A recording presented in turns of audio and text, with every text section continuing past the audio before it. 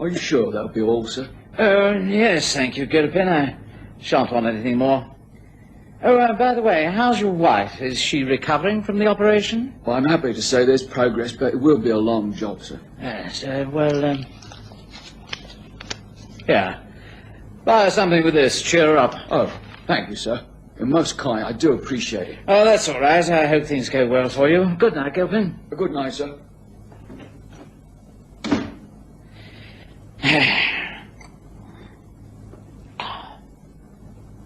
Well, no use putting it off any longer.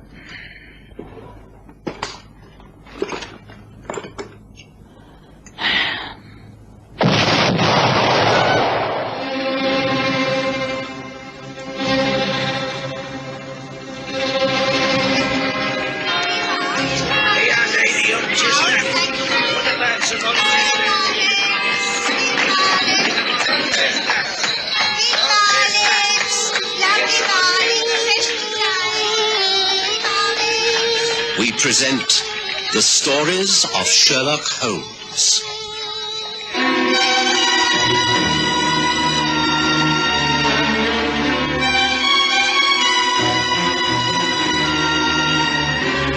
A matter of conscience.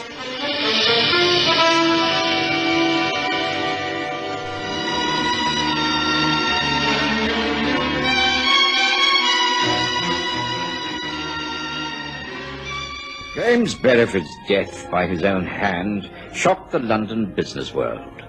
The rumours had been well-founded. Never smoke without fire, the financiers said over their whiskies and sodas. Beresford's notes had been going about the city at 40% discount, and there were no takers.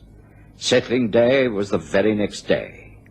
He realized he was a completely ruined man, and so he took the only way out. James Beresford, the man who shot himself yesterday.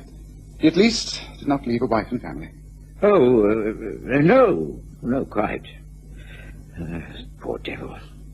I know the man was a gambler and probably wreaked a great deal of havoc through his ruthlessness in business, but I can't help feeling sorry for him. He must have been in a desperate state of mind. Indeed, yes. I met the gentleman on more than one occasion through my brother Mycroft in the Diogenes Club. He was on the surface a most amiable and fair-minded man. He was well liked by many and feared by most. A man like Beresford makes many enemies in the course of a lifetime. Well, you mean that his enemies may have brought about his ruin? Oh, undoubtedly. The point is that in order to outmaneuver his kind, one has to be within the inner circle, as it were. Well, I don't think I follow that, Holmes. Well, I mean only someone near to him, someone who held his confidence, would be able to trick him so cleverly that it would lead to total bankruptcy. But you think he was driven to this by the treachery of his friends? Oh, almost certainly. That may appear cynical of me, and I doubt if we shall ever learn the truth, but I should judge it to be so. How dreadful that any man can be betrayed to that extent. Quite. It is inhuman and immoral. But not a criminal matter, for no one has broken any laws. One can cheat a man quite legally by giving him false advice. If I sway your judgment to back a horse that has no chance of winning, well, whose fault is that? Yes, well, I see what you mean. But if Beresford was forced to kill himself by someone else, I wouldn't like to have that person's conscience. Ah, yes, a matter of conscience. Yes, that is a different matter. Ah, we have a visitor. I wonder who that can be so early on a cold November's morning. Now, if it's anyone important, you have no need to fear of my presence. I've sadly neglected my patients due to this flu epidemic, and I must be about my business. Oh, no, please don't go. I value your opinions. They give me the slant of the ordinary man in the street. Oh, excuse me, a young lady to see you, Mr. Holmes. Refuses to give her name, and apparently she ain't got no car. Well, our business must be urgent to ignore the weather and the social niceties. Show her in, Mrs. Hudson. Oh, very well. This way, please. Thank you. Do come in. May I introduce myself? I am Sherlock Holmes, and this is my friend and colleague, Dr. Watson. How do you do? I know who you are. I have often seen you, Mr. Holmes. Do come nearer the fire. Take a seat. Some coffee? No, thank you. I cannot stop. And you will possibly ask me to leave anyway. You see, I want some advice, but I'm not prepared to give you my name or address. That is at least honest. You could have lied about those facts and hoped to get away with it. I don't lie. I always tell the truth. I want you to advise me on the correct course of punishing a man who has forced another man to commit suicide. Ah, that is a most curious request. Something which is both pertinent and topical. I take it that you're referring to the death of Mr. James Beresford. How did you guess that? It's really not at all hard. The case is splashed all over the newspapers. Watson and I were discussing the tragedy and the poor fellow's state of mind just before you called. Suicide while the balance of his mind was disturbed. That what you think? Nonsense. He was driven to it by Max Corbett. Max Corbett. Yes, they started as partners, is that not so? Very many years ago. An enterprise known as International Supplies. Very ambitious and very successful. It was all James Beresford's skill and business acumen. But Corbett and his cronies got to know more. They deceived him in various different ways under different names. Beresford trusted them. He was unaware, even up to the last 6 months, of the bitterness and hatred he was faced with. Can you believe it? Oh, yes. Please continue. You're telling me very little that I didn't know. Beresford was forced in the end to turn to moneylenders, only to find that they also were puppets of Max Corbett's men. Then came the final squeeze.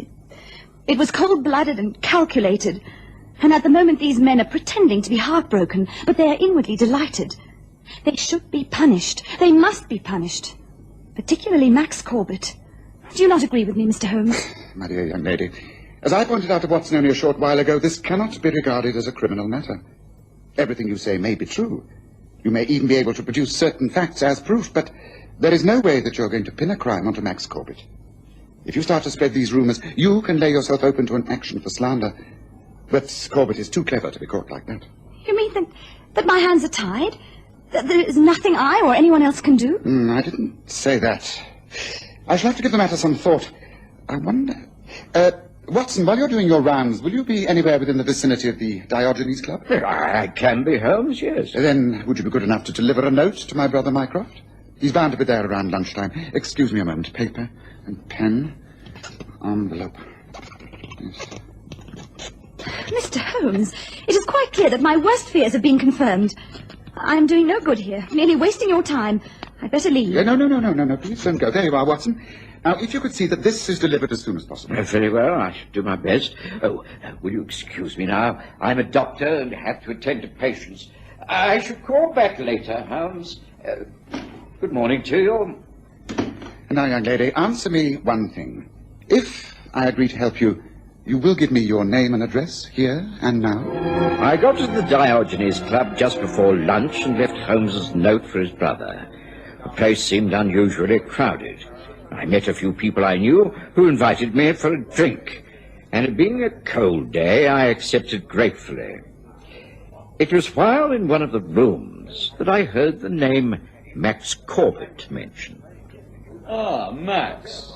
Max Corbett. Might have known that you'd be here today. Toasting to success? I don't know what you mean, Wilder. I came to collect some mail, and now I'm off to see my fiancée. That's worth a toast. Ah, yes, the Honourable Abigail Stratton. Yes, I read of your engagement. Congratulations. Thank you. But today is not a happy one. Not after hearing of poor Beresford shooting himself. Poor Beresford indeed. Cut out the rot, Max. I happen to have been on the right side when International Supplies went under, so I'm not complaining. But I'm not a fool. You and I and the rest of the crowd caused it to happen. That's a lie. It's true, and you know it. You put Beresford out of the game as surely as if you pulled the trigger of that revolver yourself. You played every dirty trick you could to beat him. I've got to hand it to you. You got what you wanted. Mind you, what Abigail Stratton would think. Well, lucky for you, she doesn't understand business deals. Now, you keep Abigail out of this. Oh, it doesn't matter to me. She's your problem. I wonder how you'll explain it all. Tell me something, Max. Were you very afraid of him? Afraid of him? Afraid of Beresford? No, of course not. Not in the slightest. Well, I'd say you were scared stiff. That's why you couldn't fight straight. You've made a fortune out of him, but you had to do it crookedly. James Beresford was a gambler, but a fair one. Something you'll never be, a fair fighter. Now, that's enough, Wilder. I'm not staying here to listen to this. And you'd better watch your step. You're right when you say I have influence now, more than I've ever had. So be careful. You can't frighten me, Max. I've taken all precautions. Excuse me, Mr. Corbett. You called for your mail, but this one must have been overlooked. It was at the desk. How he got there, I can't say. Must have just arrived by hand. Oh, well, thank you. Excuse me, Walter. What? Well, that's strange. That handwriting, it looks like... Go on. Open it up then, old boy. Might be important. We can't end it like this. You cannot get rid of me. I shall always be near. I will call upon you at your home in Eaton Square next Thursday evening, exactly at 9 o'clock. You will see me. You cannot avoid it. Jimmy. Oh, what the devil? What's up, Max? You look as though you've seen a ghost. Not bad news, I hope. Something frightened you? Again? What is it this time? Something real or something imaginary? Or is it the fact that you have a guilty conscience? The next few days were very busy ones for me. I was either out in the cold, misty London streets visiting sick patients or attending to them in my surgery. I hardly saw Holmes, and when I did, he was usually coming in or going out of 221B Baker Street so muffled up that I could scarcely recognize him. Then, about 2 days after the inquest on the death of James Beresford, we had a caller. The morning was a foggy one. Gas lamps burned in the streets long after daylight. It was surprisingly cold, and Mrs. Hudson arrived later than usual. She was not pleased to receive a visitor in these circumstances. Oh, now, what on earth? Oh, it's going to be one of those days. Yes? I want to see Sherlock Holmes, Mark. I'm not so sure that you can. Have you an appointment? No, but it's early. He must be at home. That is, if he isn't still in bed. Mr. Holmes is always up early, but he doesn't like to be disturbed at this hour. Now, if you give me... No, look here, that's enough. Let me in. I didn't come all this way to argue with a common washerwoman on a doorstep. Common washerwoman, indeed. The rooms are upstairs. Very well, I'll find my own way. You can't charge him like this, sir. You want to know who you are and what your business is. It's my job to look after him and see that he isn't put upon by the likes of people like you. Come in. Yes, what is it? This man pushed his way in, sir, and he demands to see you. Mr. Holmes, I couldn't keep him out. That's all right. Thank you, Mrs. Hudson. You may come back to clear breakfast in 10 minutes. Oh, common washerwoman indeed. Come in, Mr. Corbett. Take a seat. You know Dr. Watson? How do you do? No, I don't know, Watson. But I'm glad to see you remember me, Holmes. We've met a couple of times at the club, haven't we? That is correct. May I ask the purpose of this surprise visit? Oh, it's all right. You may speak freely in front of my friend. I have no secrets from him. Well? I'm being persecuted, and I want you to put a stop to it. Persecuted? You mean someone is threatening you? You're in bodily danger in some way? A threat to your well-being? Then why not go to the police? Oh, no. There's nothing tangible for the police to get their teeth into. It's far too subtle. The fact is that since my good friend and ex-partner James Beresford killed himself, someone's been... persecuting me. I've received a note. Here, I'll show it to you. It was delivered at the club. It's a stupid joke, of course, someone with a perverted sense of humour. It's written, as you can see, as though it came from Jimmy Beresford. The handwriting is the same. My dear Corbett, if you know this is just a malicious trick, then why not burn it and forget the whole matter? Because it won't stop there. It hasn't. I'm being watched, followed. I know I am. And I've seen him. Not once or twice, but several times. Seen him? Seen whom? Well, someone, disguised as Jimmy. Okay, coming out of the fog. Why, only yesterday I banged into him. I could have sworn it actually was him. Tall, big, dressed in the way that Jimmy always dressed. Even the same cigars, the smell. The fact is that someone's trying to scare me, break my concentration. If that was the objective, it certainly succeeded. You seem very distrait. Well, it's getting on my nerves. Well, of course it is. I'm too busy a man to be bothered by such petty things. I'm going to get married soon. I don't... This going on a moment longer. You've got to stop it, Holmes. I fail to see quite what I can do. Well, catch whoever it is behind all this. I'll pay you any amount of money you want. Now, look, today is Tuesday. And in that blasted note, it says that whoever it is going to call on me at 9 o'clock on Thursday. Well? Well, here's your chance. You've got 2 days. Now, catch whoever it is that's tormenting me. Arrest him. Hunt him out. Scare the living daylights out of him. Warn him that if this persecution continues, he'll be dealt with. I don't quite know what methods you can use. I don't care. Just tell me how much you want to offer me complete protection. Mr. Corbett, I'm a private detective. I only deal in very important criminal matters. I am not a bodyguard. And cases like this are of no interest to me whatsoever. You mean you won't take the case? May I clear now, sir? I do not consider that there is a case, Corbett. Yes, Mrs. Hudson, you may take away the breakfast things and see this gentleman to his carriage. Oh, very well. But you'll be sorry for all this. And I don't need that creature to show me out. Goodbye. Well, we've had some ill-mannered people in these here rooms, Mr. Holmes, but he must rate as the worst chink. No reach, that's what the French should call him. I am inclined to agree, but forget it, Mrs. Hudson. But he called me a common washerwoman and a creature. It really doesn't matter. That's all very well. But people in glass houses shouldn't try to put the straw that broke the camel's back through the eye of a needle. A plethora of mixed metaphors, Mrs. Hudson, but you made your point. Ta! After Max Corbett left, Holmes was strangely silent. He returned to his seat by the fire and relit his pipe. He knew far more than he'd told me, and wasn't going to tell me more. I packed my things and prepared to leave on my daily rounds. As I put on my overcoat and gloves, he said, "You will be free this evening, won't you, Watson?" "No, I have no appointments, but I doubt if I shall be home before 7. That's all right. Ample time to get over to Eaton Square by 9. Ah, where Corbett lives. Where to pay a call upon him? That's right. Although I'm quite sure he will have another unexpected visitor before then, but we must be ready for all emergencies. A young lady to see you, sir. Her card. Oh, thank you. Miss Gillian Marsh, secretary to Mr. James Beresford. Oh, what's the time here? 8 o'clock, Mr. Corbett. Oh, all right, show him. Very good, sir. This way, please, miss. Thank you. Good evening, Mr. Corbett. Good evening. I don't think we've met. I was Mr. Beresford's secretary. I have called because I wanted to know if you could help me. Have you any similar work for me to do?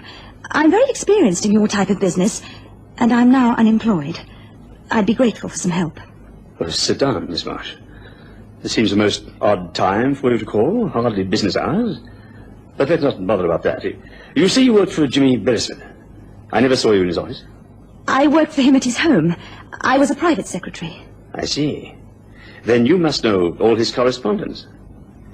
Tell me, Miss Marsh, have you ever seen this note before? James Beresford's writing.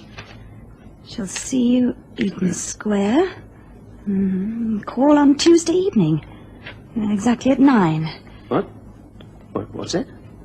Tuesday evening? No, it says Thursday evening. Oh, no, you're mistaken. I know this writing. It's Tuesday. But that's today. I made all the preparations for Thursday. I'm going to Paris that morning. It can't be Tuesday. It can't be. It's 8 o'clock. And Jimmy will be here within the hour. I'll leave you to face him, Mr. Corbett. No, don't go. Please don't. I have to think. You see, I've been having the strangest hallucinations. I've been seeing Beresford ever since he died. He's been standing on street corners, at the club, getting out of carriages, just standing there, haunting me. And now he's supposed to be coming here within the hour. Are you sure that note says Tuesday? Of course. Look for yourself. How odd. Of course, even the signature could be misinterpreted. Instead of Jimmy, it could be Jilly. Oh, I'd realized that before. Before? You mean you've seen this note before? Now, tell me. Tell me all about it. I pay you well. Anything you can do to put my mind at rest. Just prove this is a stupid, malicious joke and set my mind at rest. Please help me. You really are frightened, aren't you? Frightened that the doorbell will ring, and through that door will walk the ghost of James Beresford to torment your soul. Well, all right. I'll set your crooked little mind at rest. No one will be coming here. How do you know? Because I wrote that note. I wrote it after he died. You see, I wasn't his secretary. I am his niece. Uncle Jimmy was one of the best. You had him hunted down and you were glad when he was killed. Well, I wanted to make you suffer as he must have suffered. I could imitate Uncle's handwriting. I did it because I wanted to see what kind of a man you were. I've proved it. You are a cheap coward. Oh, is that so? Indeed. Well, don't think that a chit of a girl like you is going to show me up. You think you've taught me a lesson? Well, I'll teach you now, here and now. I'll show you to start with. How dare you? How dare you? Stop! Just stop it! Just show me up, will you? You little vixen over here. How's this? Right, that's enough, Corbett. Leave her alone. Watson, take care of him. Come on. Come on, who do you want me to deal with you? You all right, Miss Marsh? Yes, I'm all right. Maximilian! Just what does all this mean? Abigail. Well, how did you... Why are you here? I was asked by Mr. Sherlock Holmes to come here this evening. He said I would learn something to my advantage. I seem to have done so. I'm leaving. I have nothing to say to you now, and I shall have nothing to say to you in the future. But I can explain all this. I can explain. It's a trick. Perhaps, Miss Stratton, you would like to take this note. It will explain that what you have seen was premeditated. Max always plans everything, down to the last detail. Thank you. I'm grateful I found out the worst before it's too late. Good night, gentlemen. Goodbye, Maximilian. It wasn't until we were back at Baker Street that Holmes confessed his part in the unmasking of Max Corbett. He puffed at his pipe with satisfaction. You see, I agreed with Gillian Marsh. Something should be done to curb this man's ambitions. So I plotted with her to show up the weaker side of his nature. I even impersonated James Beresford. I'm quite good at disguises, you know, and could well remember how the man looked and walked. Then, when we had preyed upon his mind long enough, we brought things to a climax, making sure that his fiancée, Abigail Stratton, saw what kind of a man he really was. Now, rumours will spread after this. I should think it will be many long days before he dares show his face at the Diogenes Club, for instance. Hardly a criminal case, I agree, but one where I think justice has been done. Don't you agree, Watson? Oh, Joe, yes, very clever, although perhaps not entirely ethical. Well, the man is defeated in a much more gracious manner than he has defeated many others. My conscience is quite clear.